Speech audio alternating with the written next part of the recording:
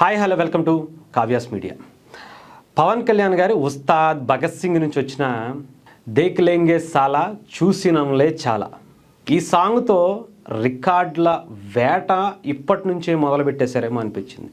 ఈ సాంగ్కి సంబంధించిన ప్రోమో రిలీజ్ చేశారు 25 సెకండ్ల పాటు. దీంతోనే దడదడలాడిచ్చేశారు సోషల్ మీడియానని చెప్పాలి. అసలు అప్పటి నుంచే రికార్డులు మొదలైపోయాయి. ఇప్పటి వరకు ఓజీది ఒక రికార్డు ఈ సంవత్సరంలో. ఓజీకి సంబంధించి అప్పటి వరకు ఉన్నటువంటి పాత సినిమాల రికార్డులు అన్నీ కూడా 24 గంటల్లో ఇన్ని వ్యూస్ వచ్చాయి, ఇన్ని లైక్స్ వచ్చాయని చెప్పుకునేటువంటివి అన్నీ కూడా జస్ట్ 12 గంటల్లోనే ఓజీ లేపు అవతలేసింది. మరి బాబాయ్ నన్ను ఆ రికార్డులు కూడా పక్కకు పెట్టేశారని చెప్పి రామ్ చరణ్ గారు వచ్చారు. రామ్ చరణ్ గారి చికిరీతో ప్రపంచాన్నే షేక్ చేసేలాగా, అసలు నిజంగా చెప్పాలంటే ఆ చికిరీ సాంగ్కి ఎక్కడా కూడా బ్యారియర్లే లేవని చెప్పాలి. అసలు ఆ సినిమాని విననటువంటి వ్యక్తి ఉండరేమో అనిపించుకునేలాగా ఆ సినిమాకి సంబంధించి చికిరీ సాంగ్కి సంబంధించి ఏ సోషల్ మీడియాకి సంబంధించినటువంటి ఇన్ఫ్లుయెన్సర్ అయినా, ఏ ప్లాట్ఫామ్ అయినా ఆ చికిరీకి సంబంధించి స్టెప్ వేయాల్సినటువంటి పరిస్థితికి వచ్చిందంటే తెలుగు రాష్ట్రాల్లో కాదు, ఇండియాలో కాదు, ప్రపంచంలో ఎన్ని ప్రాంతాలు ఉన్నాయో, ఎన్ని భాషలు ఉన్నాయో అందరూ కూడా చికిరీని ఒక రేంజ్లో వాడుకున్నారు. అలాంటి రికార్డ్సే క్రియేట్ చేసింది, వరల్డ్ రికార్డు కొట్టింది.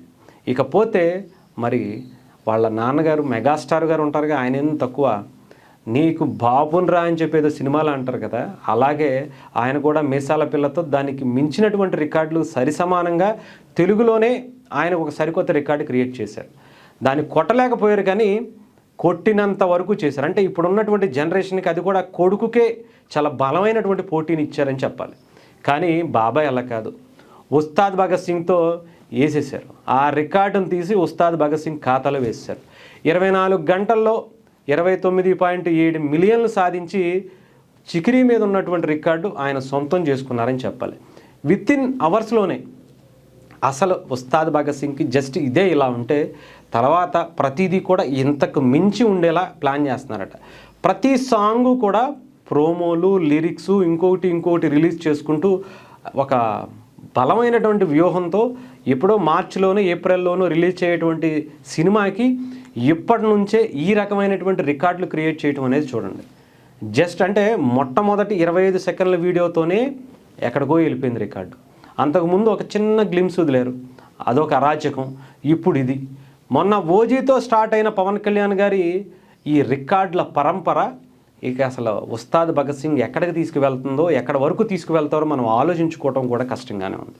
సో ఏదేమైనా సరే 2026 ఏ రకంగా చూసుకున్నా మెగానామ సంవత్సరమే.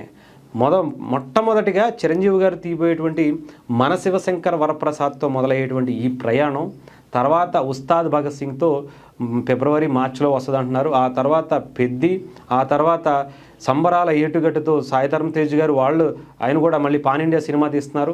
ఆయన కూడా ఒక రేంజ్లో ఆయన బాడీని పెంచి కంబ్యాక్ ఇవ్వడానికి మామూలుగా ఇవ్వట్లే. ఆ తర్వాత వరుణ్ తేజ్ గారు, సాయిధరమ్ తేజ్ గారు, ఇంకా వైష్ణవ్ తేజ్ వీళ్ళందరూ బాగా ప్లాన్ చేసుకున్నారు.